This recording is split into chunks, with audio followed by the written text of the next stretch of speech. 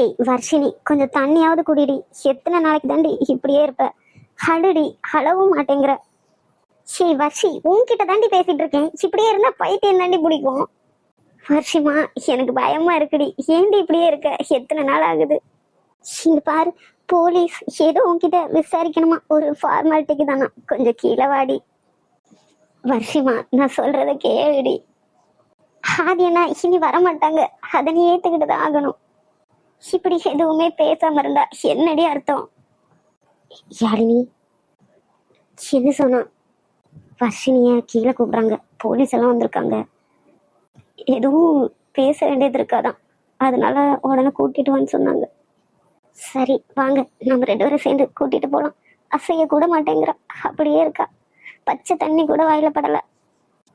ஆதிக்கு இப்படி ஆனதை நம்மளாலே தாங்கிக்க முடியல. பாவம், அவளால எப்படி தாங்கிக்க முடியும்? அவன் மேல உயிரே வச்சிருந்தால. ஆமா, லாஸ்ட் டைம்ல கூட ரொம்ப சண்டை போட்டா. அவன் மனசுல என்னெல்லாம் நினைச்சிட்டு இருக்கானே தெரியல. அவளாலதான் இப்படி ஆயிருக்கும்னு நினைச்சு வெக்ஸ் ஆயிட்டான்னு நினைக்கிறேன். நாம ஏதாவது டாக்டர் கிட்ட கன்சல்ட் பண்ணலாமா? கொஞ்ச நாள் போட்டும், அவளை சரியாகுவா. இன்னும் இந்த ரூமை விட்டு வெளியில வரவே இல்லை. 1 மாசம் ஆகுது ஆதி நம்மளை விட்டுட்டு போய்.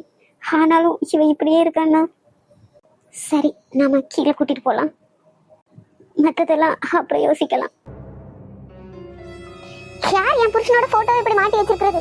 என் புருஷன் என்னை விட்டு போக மாட்டாரு. அவரு என் கூட தான் இருக்காரு.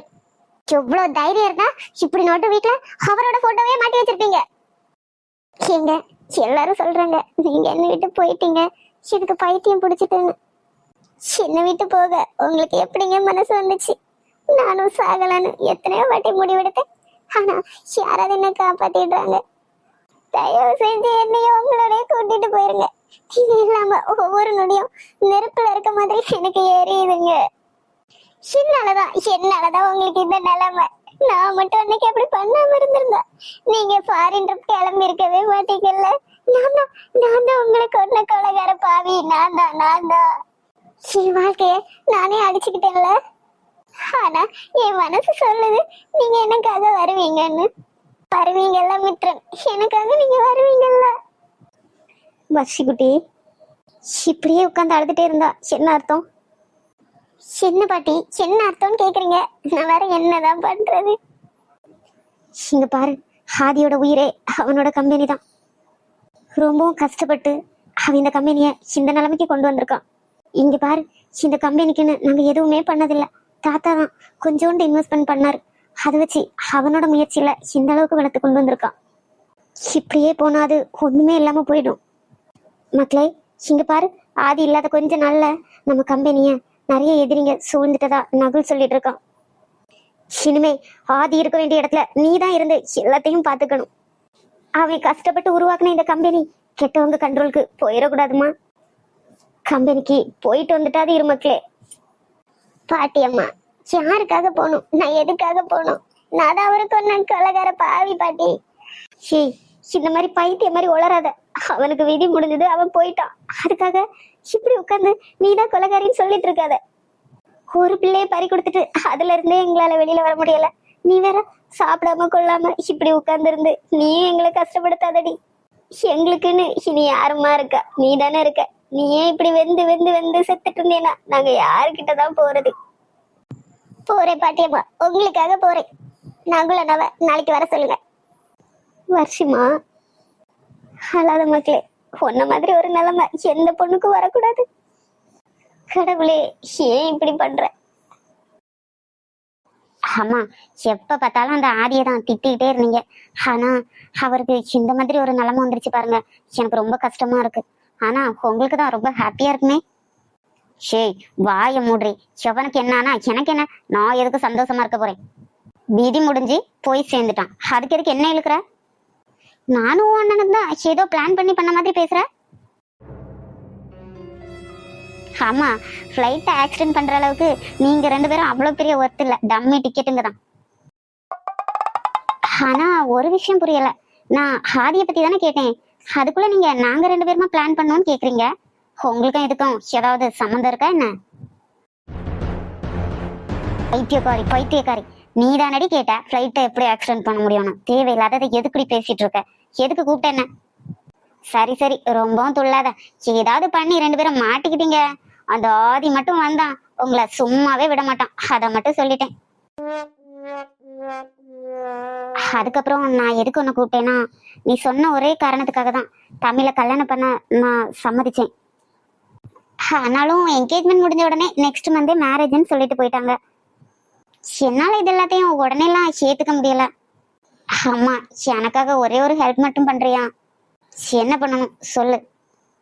மேரேஜ் நடக்க இன்னும் 1 மந்த் இருக்குல்ல, அந்த 1 மாசம் நான் தமிழோட வீட்டுல போய் கொஞ்ச நாள் பழகி அவரோட கேரக்டர் எப்படின்னு தெரிஞ்சுக்கணும்னு நினைக்கிறேன். என்னடி நீ இந்த இந்தியாவில தானே இருக்க, கல்யாணத்துக்கு முன்னாடி ஒரு பையன் வீட்டுல போய் இருக்கிறத நம்ம சமூகம் ஒத்துக்குமா? அம்மா, இது என்னோட லைஃப். சொசைட்டியை பத்தி எல்லாம் நான் கவலைப்பட்டு இருந்தா என்னை பத்தி இந்த சொசைட்டி கவலைப்படுமா என்ன? நாளைக்கு கஷ்டப்பட போறது நான் தானே. என்னோட லைஃப் கெட்டு போச்சுன்னா ஒரு நாள் நியூஸ் பேப்பர் மாதிரி படிச்சுட்டு எல்லாரும் போயிட்டே இருப்பாங்க. லாஸ்ட் வரைக்கும் நான் தான் கஷ்டப்படணும். சரி சரி போலாம். ஒருவேளை அவங்க வீட்டுல ஒத்துக்காட்டி? ஒத்துக்கலன்னா என்ன பண்றது? திரும்ப வர வேண்டியதுதான். என்னவோ சொல்ற, புதுசாதான் பேசுற. நாங்கெல்லாம் இப்படி வீட்டுல போயிருந்து பழகிட்டு தான் கல்யாணம் பண்ணோமா என்ன? இவரு தான் மாப்பிள்ளைன்னு சொன்னாங்க, நானும் சரின்னு சொல்லி கல்யாணம் பண்ணிக்கிட்டேன். இப்போ உள்ள பிள்ளைங்கன்னா அப்படியா இருக்கீங்க? எங்களுக்கெல்லாம் கல்யாணத்தன்னைக்கு தான் மாப்பிள்ளைக்கு மூஞ்சியே தெரியும். ஆமா, என்ன பேசுற? உங்க காலத்துல குறைஞ்சது எத்தனை டைவர்ஸ் தான் இருந்துச்சு, இப்ப பாரு அவ்வளோ டைவர்ஸ். ஒருத்தங்க புரிஞ்சுக்காம இருக்கிறது தான் இதுக்கே ரீசன். அதனாலதான் நான் இந்த முடிவு எடுத்திருக்கேன். என்னவோ பண்ணி தோல, எனக்கு வேற நேரம் இல்ல, சீக்கிரம் கிளம்பு. நேரம் இல்லையா? எங்க போய் எந்த குடும்பத்தை கெடுக்கலாம்னு நினைக்கிற? ஏண்டி, நான் என்ன உனக்கு அம்மாவா இல்லைன்னா மைனியாரா? இப்படி நக்கல் பண்ணிட்டு கிடக்க, கிளம்புடி. ஏங்க, ஆதி என்ன இல்லாம வர்ஷினியால எப்படிங்க இருக்க முடியும்? நம்மளால இதை தாங்கிக்க முடியல, அவளால எப்படி இதை தாங்கிக்க முடியும்? எப்படி அவளுக்கு ஆறுதல் சொல்லனே எனக்கு தெரியல. ஷாலுமா, எனக்கு என்னவோ ஆதிக்கு எதுவும் ஆயிருக்காதுன்னு தான் தோணுது. ஏங்க அப்படி சொல்றீங்க? ஃபிளைட்ல போன ஒருத்தர் கூட தப்பல, ஆதி என்ன மட்டும் எப்படி தப்பிச்சிருக்க முடியும்? என் ஆதியை பத்தி எனக்கு நல்லாவே தெரியும். அவன் கண்டிப்பா எங்கேயோ இருக்கான். என் மனசு அவன் இறந்துட்டாங்கிறத நம்பவே மாட்டேங்குது. லாஸ்ட் டைம் ஏர்போர்ட்ல அவனை பார்க்கும்போது கூட அவன் அவ்வளவு போல்டா இருந்தான். நிஜமாவே அவன் வர்ஷினிய வெறுத்தெல்லாம் போகல. அவன் அவளை விட்டு கொஞ்சம் பிரிஞ்சிருக்கணும்னு நினைச்சான். அது இவ்வளவு பெரிய நிரந்தர பிரிவா இருக்கும்னு என்னால நினைச்சு கூட பார்க்க முடியல. இன்ஃபேக்ட் அந்த ஷாக்ல இருந்து என்னால வெளியில வரவே முடியல. ஆனா நாமளே இப்படி இருந்தா வர்ஷினி அவளை எப்படியாவது இதுல இருந்து இப்போதைக்கு வெளியே கொண்டு வரணும். இன்னொரு விஷயத்த நினைச்சா ரொம்பவே கஷ்டமா இருக்கு. யாழுமா, எவ்வளவோ கஷ்டப்பட்டு இந்த கம்பெனி அவன் இந்த அளவுக்கு வளர்த்துருக்கான். ஆனா ஒரு நண்பனா இதை தாண்டி இந்த கம்பெனில என்ன பண்ணனே எனக்கு தெரியல. அடுத்த ஷேர் எல்லாமே வர்ஷினியோட பேர்ல தான் இருக்கு. அவ வந்தாதான் கம்பெனியை இனிமே மெயின்டைன் பண்ணவே முடியும். என்னங்க சொல்றீங்க? இந்த மாதிரிப்பட்ட சிச்சுவேஷன்ல அவ எப்படி வருவா? அந்த ரூமை விட்டு வெளியில வர மாட்டேங்கிறவ கம்பெனிக்கு வருவான்னு நினைக்கிறீங்களா? வருவா, வர வைக்கணும். ஏங்க, அதுக்கப்புறமா இந்த கல்யாண ஏற்பாட்டெல்லாம் நிறுத்திடுங்க. இப்போதைக்கு நமக்கு அது தேவையில்லை. அதெல்லாம் அப்பவே ஸ்டாப் பண்ணியாச்சு குட்டிமா. என் ஆதி அவ இல்லாம இப்போ இந்த டைம் அது தேவையில்லைன்னு எனக்கு நல்லா தெரியும். ஏங்க, ஃப்ளைட்ல டிராவல் பண்ணவங்களோட நேம் லிஸ்ட் எல்லாம் செக் பண்ணீங்களா? என்ன இப்படி கேட்குற? ஃபர்ஸ்ட் இப்படி ஃப்ளைட் ஆக்சிடென்ட்னு நியூஸ் பார்த்ததுமே நான் போய் அதை தான் செக் பண்ணேன், என் ஆதி போயிருக்க கூடாதுன்னு. ஆனா பேசஞ்சர் லிஸ்ட்ல நம்ம ஆதியோட நேம் இருந்துச்சு. யாழுமா, நீ கொஞ்ச நாள் வர்ஷினி கூட போய் இருந்துக்கோ. அவ பின்னாடி ஏதோ தேவையில்லாத பிட்டாரிங்கெல்லாம் வந்து அண்டிடக்கூடாது. வர்ஷி மட்டும் ஆதி அண்ணாவை சொல்றதை கேட்டு நடந்திருந்தானா ஆதி அண்ணாக்கு இந்த நிலைமையே வந்திருக்காதுல்ல. ஷே குட்டிமா, என்னடி பேசுற? நீயே இந்த மாதிரி பேசினா நல்லாவா இருக்கு? ஏதோ இப்படி நடந்துட்டுங்கிறதுக்காக அவ மேல நாமளே பழிய போட்டா அவளே இப்போ குற்ற உணர்ச்சியில இருப்பா. நம்மளாலதான் இப்படி ஆயிடுச்சோன்னு நீ வேற இப்படி சொல்றது நல்லா இல்லையா ஆளுக்குட்டி? டேய், எங்கடா போய் கூத்து அடிச்சிட்டு வர? ஹனி, என்ன பேசுறீங்க? எதுக்காக டென்ஷன் ஆகுறீங்க? எதுக்காக டென்ஷன் ஆகுறேனா? சந்தியா வந்திருக்கா, உனக்கு தெரியுமா தெரியாதா? சந்தியாவா? அவ எதுக்கு வந்திருக்கா? எதுக்குன்னு எனக்கு என்ன தெரியும்? நீயே போய் கேளு உன் பொண்டாட்டிய. கொஞ்ச நாள் இங்கதான் இருக்க போறாளாம். நீ சிவ கூடயே சுத்திட்டு அவ பேசாம போயிருவா. வாடா சீக்கிரம். சாரிங்க, அன்னைக்காக நான் சாரி கேட்டுக்கிறேன். பரவாயில்லங்க. ஏங்க, உங்களுக்கு ஒன்றும் ப்ராப்ளம் இல்லைன்னா உங்களோட நேம் தெரிஞ்சுக்கலாமா? நீங்க எப்படி கூப்பிடுவீங்களோ அப்படியே கூப்பிடுங்க. வேணாம் வேணாம், அந்த நேம் நல்லா இல்லைன்னு நம்ம சப்ஸ்கிரைபர்ஸ்லாம் சொல்றாங்க. சரி சரி, அப்போ நீங்க இன்னொரு நேம் வச்சுக்கோங்க. சீக்கிரமா வச்சுடுறேன்.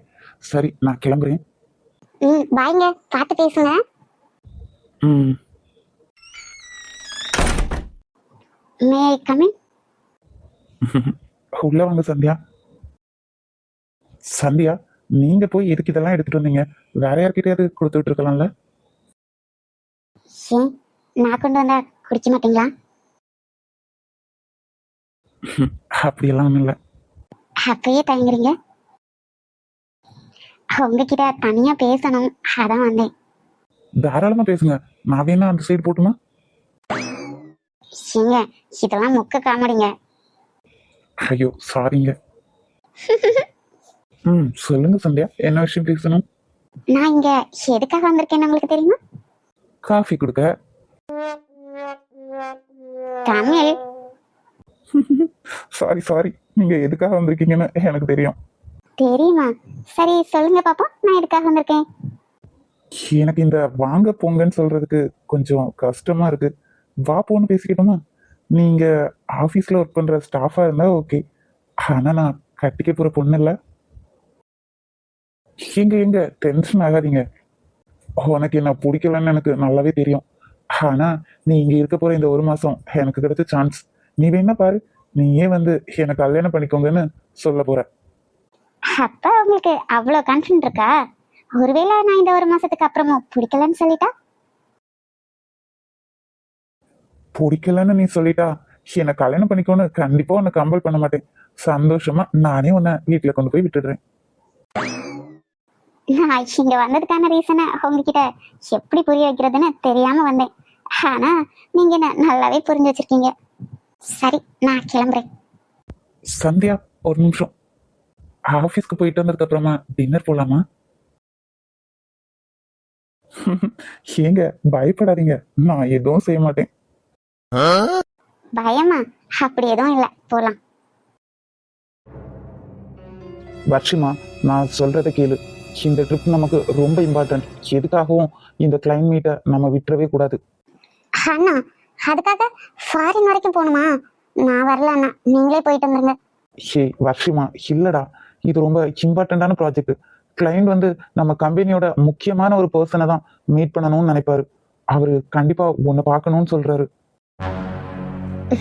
அண்ணா, சொன்னா கேட்க மாட்டேங்கிறீங்க. சரி, வரேன். எந்த கண்ட்ரி? யூஎஸ். என்னது, யூஎஸ்ஆ?